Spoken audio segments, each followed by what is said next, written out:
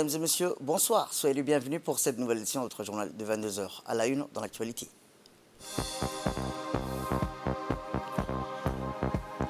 À la une dans l'actualité nationale, Djibouti accomplit un tour de force spatiale sous la vision éclairée du président de la République, son Excellence Ismaël Mergueli. Et enfin, dans l'actualité internationale, l'hôpital Al-Shifa plongé dans l'obscurité, des vies en péril lors des combats à Gaza. C'était les titres. Merci à si vous nous rejoignez. Eh bien, le président de la République, son Excellence Ismaël Mergueli, a regagné le pays hier soir à l'issue de sa participation à un double sommet à Riyad, capitale du Royaume d'Arabie Saoudite. Le premier sommet auquel prit part le chef de l'État à Riyad portait sur un sommet entre l'Arabie Saoudite et l'Afrique et était dévolu au lancement d'un partenariat stratégique placé sous le signe du renforcement et de la solidarité, de la complémentarité économique entre les deux ordres.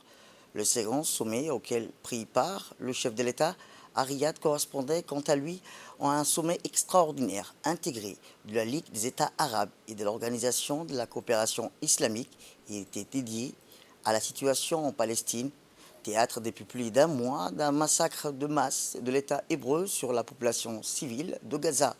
A noter qu'en marge de sa participation à ce sommet distinct, le chef de l'État et président en exercice de l'IGAD s'était livré également à une intense activité diplomatique autour de la problématique du Soudan, notamment auprès de ses homologues chefs d'État et de gouvernement des pays de la région.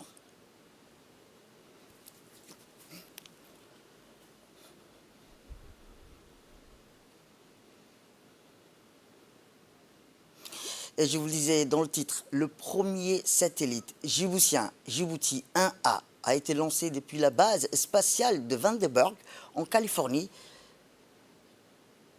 Il a émis son premier signal au-dessus du pays, confirmant son bon fonctionnement.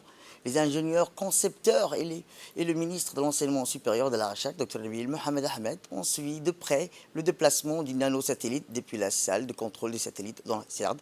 Eh bien, dans une cérémonie mémorable organisée au Boadi Mall hier soir en présence du ministre de l'Enseignement supérieur, le lancement officiel a été célébré avec enthousiasme par tous les Djiboutiens. Ce moment historique a marqué une étape significative pour Djibouti et son engagement dans l'exploration spatiale, un projet initié en 2020 par le président de la République, son Excellence Ismaël Mergueli. Le nanosatellite développé par une équipe talentueuse de chercheurs djiboutiens a été propulsé dans l'espace à bord d'un fusée Falcon 9 de SpaceX sous le nom de Djibouti 1A.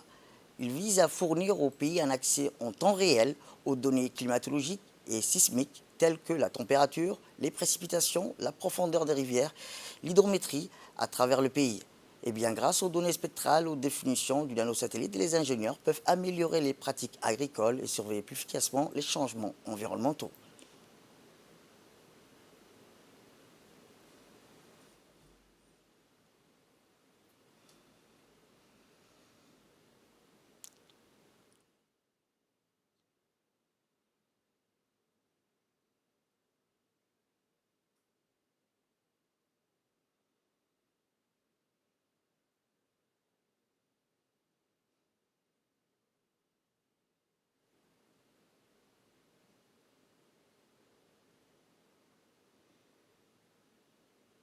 Eh bien, c'est avec une immense fierté que la communauté scientifique a célébré le succès de cette première tentative dans la course vers l'espace. Écoutons le ministre.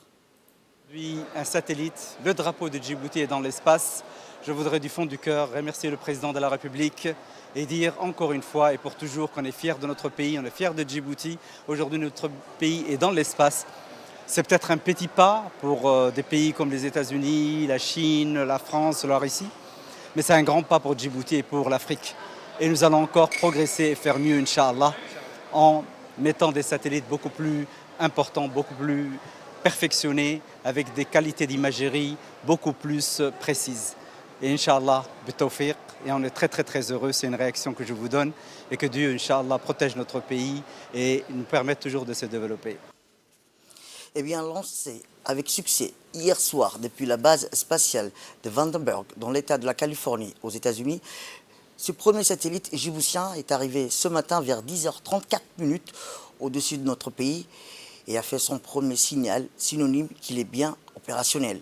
Les activités de déplacement de ce nanosatellite a été suivies de près par les ingénieurs concepteurs de ce projet, ainsi que par le ministre de l'Enseignement supérieur de la Recherche, Dr Nabil Mohamed Ahmed, et le cadre du Centre d'études et de recherche de Djibouti, depuis la salle de contrôle des satellites dans le CERD.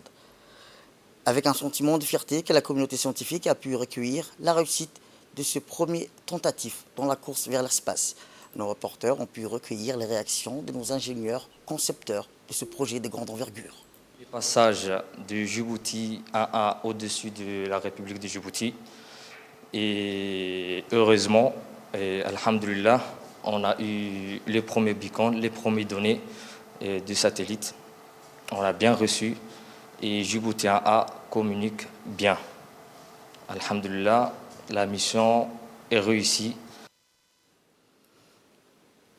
Eh bien, comme je vous le disais, le ministre a indiqué que Djibouti s'est doté d'un engin spatial conçu et développé par des ingénieurs djiboutiens. Ce soir, le lancement, la mise en orbite du satellite, il restait un élément très important. Le troisième, c'est que démontrer qu'il est fonctionnel. Le premier signal a été hier émis à partir de Hawaï. Il a été ensuite signalé au niveau de Montpellier, nos partenaires du CSUM.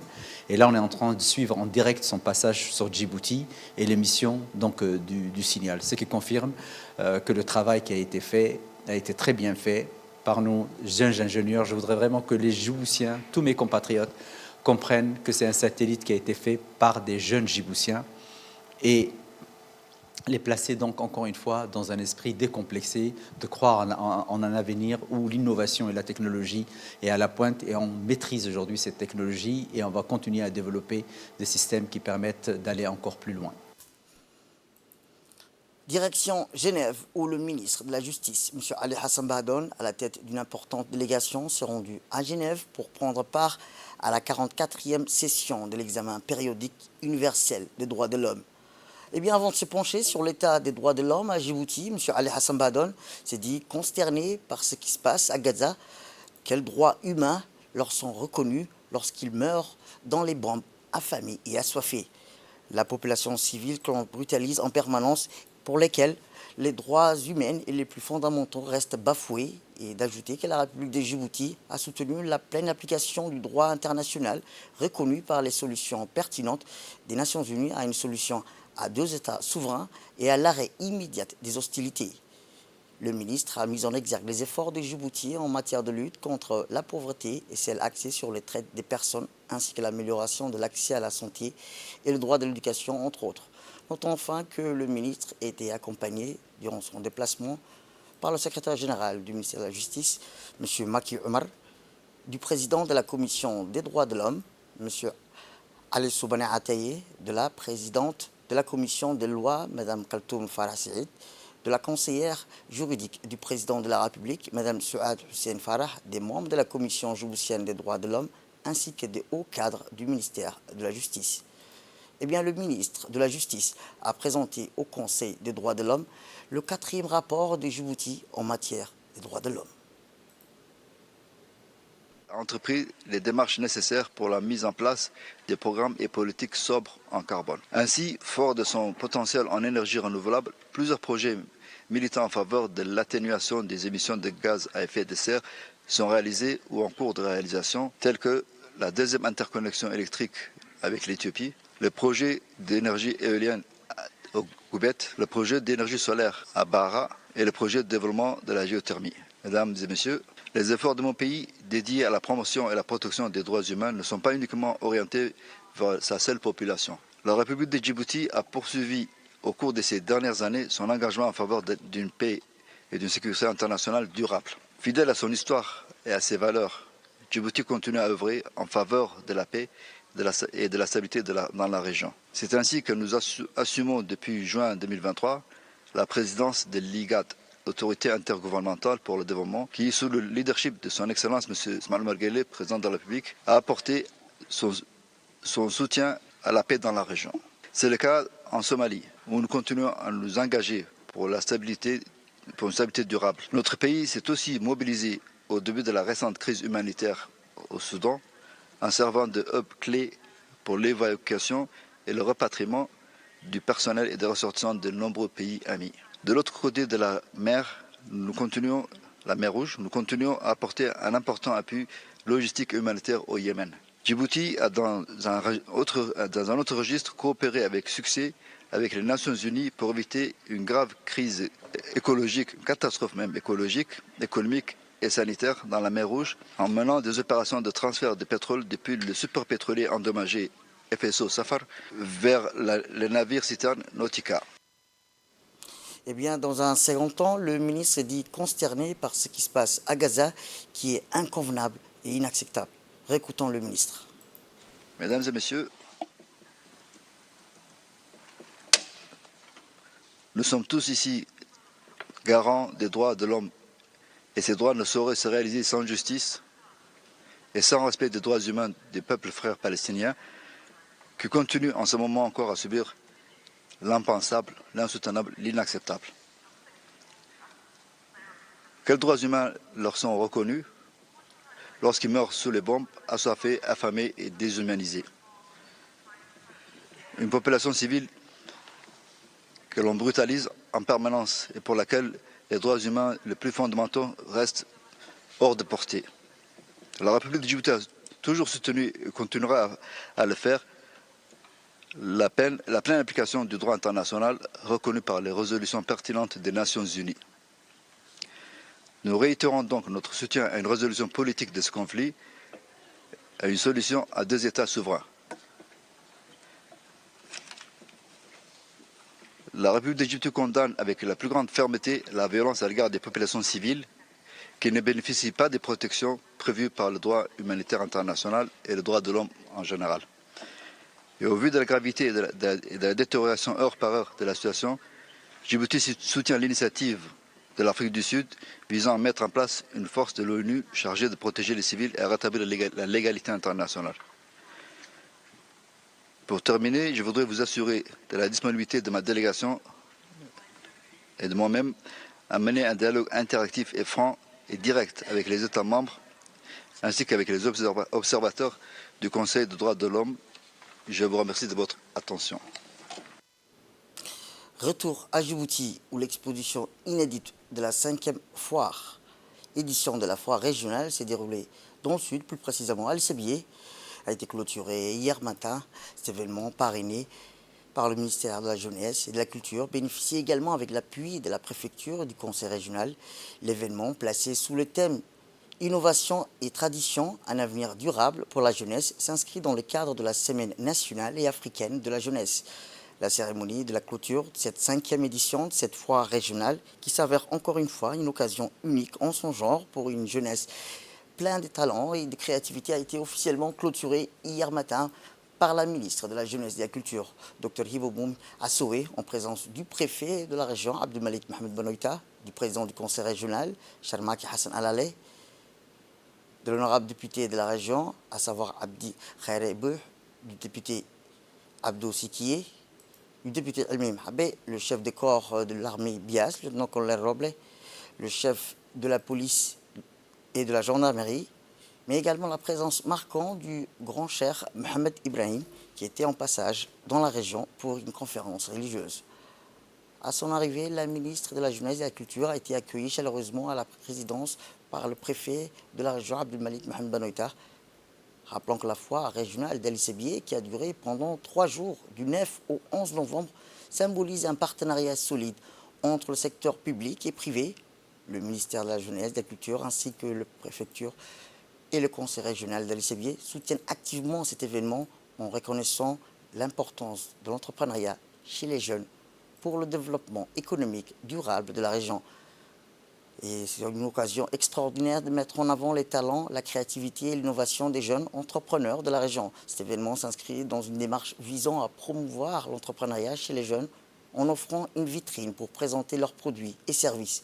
Et bien, en cours de cette journée, les visiteurs ont eu le plaisir de découvrir, explorer un large éventail d'entreprises locales proposant des produits variés allant de l'artisanat traditionnel aux dernières avancées technologiques. Les entrepreneurs ont eu également l'opportunité de partager leur expérience et de réseauter avec autres acteurs clés de l'écosystème commercial de la région.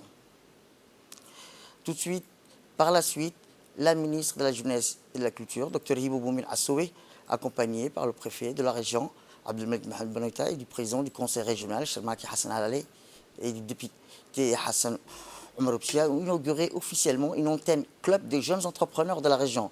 Le rôle principal de l'antenne sera à rassembler les jeunes entrepreneurs dans une organisation structurée afin de sortir de l'isolement et multiplier ses contacts via le réseau d'affaires, avoir accès à des expertises et faire régulièrement le point sur les sujets liés à son statut de dirigeant et au développement de son entreprise, sensibiliser les sans-emploi, les jeunes vers la création des entreprises à travers des formations sur l'entrepreneuriat et le développement personnel. Initier les jeunes à l'entrepreneuriat, la mise en place de cette politique d'investissement pour former les jeunes diplômés à l'entrepreneuriat permet à la fois d'assurer aux jeunes une portée d'entrée dans le monde des entreprises. Eh bien, voici les propos du préfet de la région d'Ali Sébié.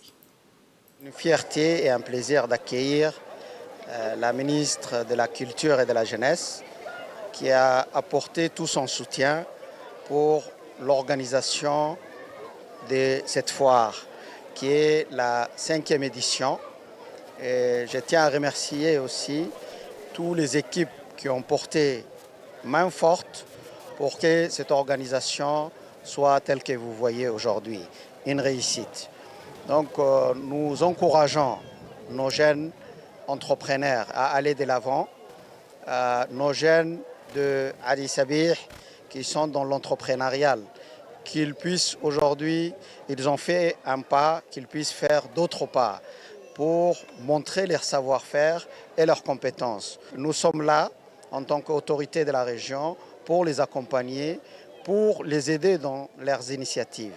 Et je termine sur ce mot en renouvelant encore une fois tous mes sincères remerciements à l'endroit de la ministre de la Culture, et de la Jeunesse, mais aussi au colonel de la police qui a souhaité nous remettre cette grande tente et toutes les équipes de forces de sécurité qui sont présentes, qui ont assuré la sécurité de cet endroit pour que tout se passe dans les meilleures conditions. Eh bien, il est à noter que ce projet résulte de la politique et de la détermination du gouvernement à assister les jeunes diplômés pour l'auto-emploi par la création d'entreprises afin de mettre fin à leur inquiétude et de leur redonner espoir. Écoutons la ministre. Plaisir et un honneur d'être ce matin, un samedi, ici au chef-lieu d'Ali Sabié, pour pouvoir encourager les clubs de jeunes entrepreneurs, plus particulièrement l'antenne d'Ali Sabié, avec le leadership de Fathia, et qui ont relevé le défi de vouloir pérenniser cette foire qui en est à sa 5e édition.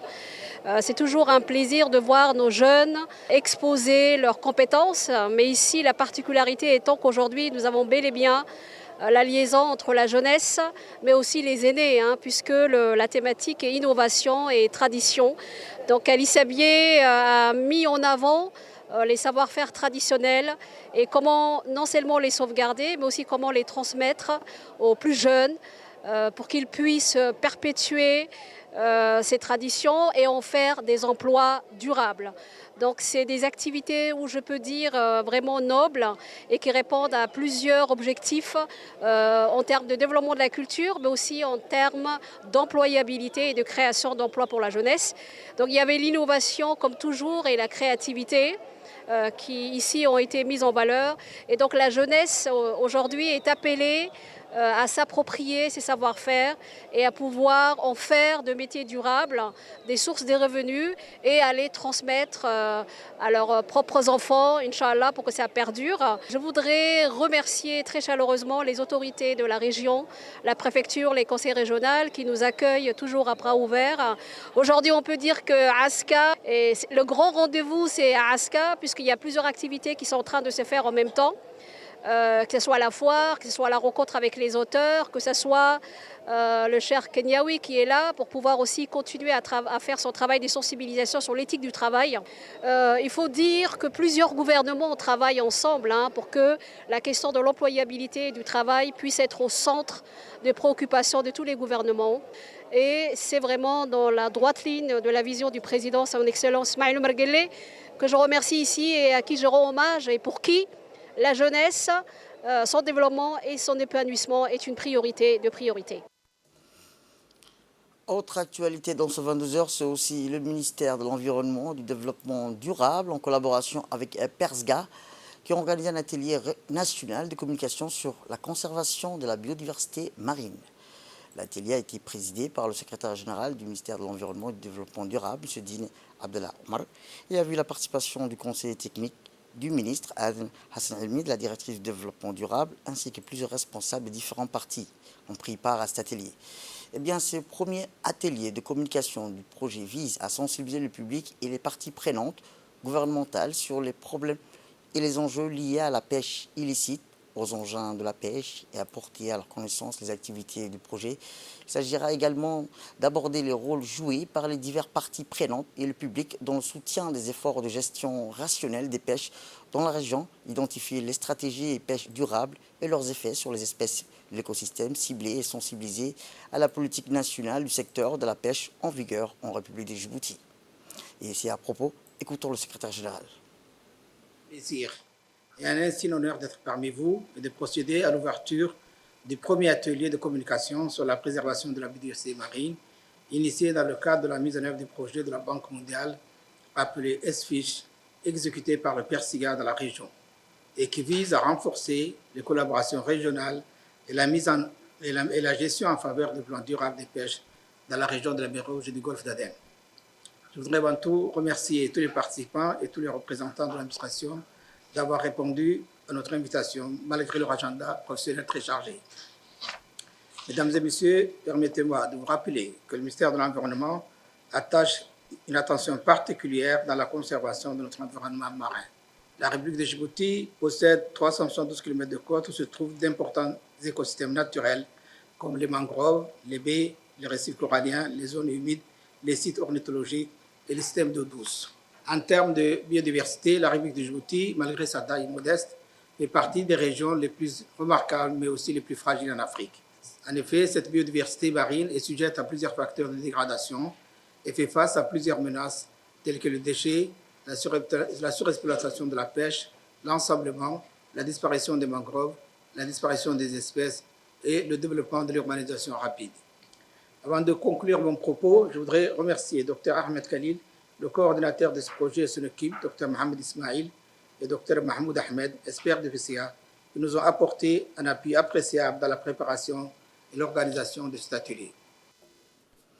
Direction la région d'Arta, où l'Agence nationale des personnes handicapées a lancé la 5e édition de la Semaine nationale du handicap avec une tournée dans les régions de l'intérieur et à travers des séances de sensibilisation sur l'entrepreneuriat destinées aux jeunes et aux femmes en situation de handicap, en collaboration avec le CLE et la DDS.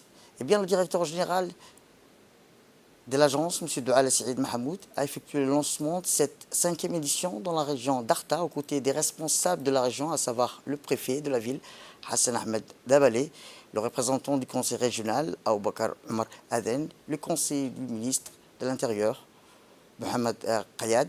Ces activités visent à sensibiliser les jeunes et les femmes en situation de handicap à l'entrepreneuriat, en les encourageant ainsi à se lancer dans des activités permettant de générer des revenus, mais aussi pour faire comprendre que le handicap n'est pas un obstacle. Cette activité sera menée simultanément au niveau des régions de l'intérieur pour une durée de 4 jours à compter de la date du 12 novembre au 15 novembre. L'équipe de l'ANPH a été accompagnée par un cabinet d'experts pour faire l'évaluation de mi-chemin parcouru par l'ANPH durant ces 5 dernières années sur le terrain afin de déterminer ce qui a été accompli et ce qui reste à accomplir. Sport à présent, pour clore l'actualité nationale, la Fédération djiboutienne de handball a orchestré hier au gymnase du lycée d'État la finale épique de la Supercoupe 2023 féminine. Eh bien, les protagonistes de cette duel étaient la redoutable équipe de la gendarmerie et la nouvelle venue, l'équipe de Razdika. Sans surprise, les tenants du titre, l'équipe de la gendarmerie ont dominé la rencontre avec un score sans appel, 24-14. Après d'intenses Supercoupes féminins, le spectacle s'est poursuivi avec un affrontement de haut volet chez les hommes. La garde-côte et l'équipe championne en titre, Transit d'Ita, se sont affrontés dans un match qui a tenu toutes ses promesses sous le vivat des supporters enflammés. La garde-côte a finalement remporté la victoire avec un score de 28-24. Présidée par M. Ahmed Mohamed, président de la Fédération djiboutienne de handball, ces rencontres ont été honorées par la présence des officiels de la garde-côte, des officiels de la gendarmerie nationale, des représentants de l'équipe de DITA, de la fédération et de tous les passionnés de ce sport. Les victoires éclatantes de la garde-côte, ajoutées à leur récent triomphe en Coupe de Djibouti, témoignent une fois de plus de la forme exceptionnelle de l'équipe et du travail remarquable de ses dirigeants, dirigés par le colonel ambitieux Waïs Omar Bourré. Avec la conclusion de la Supercoupe, les projecteurs se tournent désormais vers la saison 2023-2024. La première rencontre a eu lieu entre les gardes-côtes et l'équipe d'ITA qui s'est soldée par le score de 28-24 pour les gardes-côtes qui sont montrés victorieux. Et pour les dames, la gendarmerie s'est défaite de l'équipe de Rasdika 22-14 lors de matchs palpitants. Comme vous avez pu le voir, la saison s'est clôturée par la remise des trophées. Et nous voici aujourd'hui pour préparer la future saison qui va consister au championnat de handball scolaire, championnat de handball civil et l'organisation du tournoi IHF Trophy qui aura lieu. Dans l'actualité internationale, je vous dis dans le titre, les combats intenses ont eu lieu près des hôpitaux. Israël affirme que le Hamas sert ces endroits et des gens comme boucliers humains. C'est que les médecins nient des nouvelles frappes israéliennes ont condamné l'un des derniers hôpitaux, le rendant sans électricité dans ses plus grands hôpitaux de Gaza. Le dernier générateur est tombé en panne de carburant, provoquant la mort d'une dizaine de bébés prématurés et de plusieurs autres patients. L'armée israélienne assiège l'hôpital Al-Shifa à Gaza avec des faux prétextes sans fondement. Des milliers de Palestiniens ont encore fui le nord du Gaza en 3 jours. Tsahal détruit les quartiers urbains. Il convient de noter que ce conflit a fait plus de 11 000 morts palestiniens. C'est tout pour cette édition. Merci à vous de nous avoir suivis. Restez avec nous pour la suite de nos programmes télévisés. Le programme continue sur Télé Djibouti.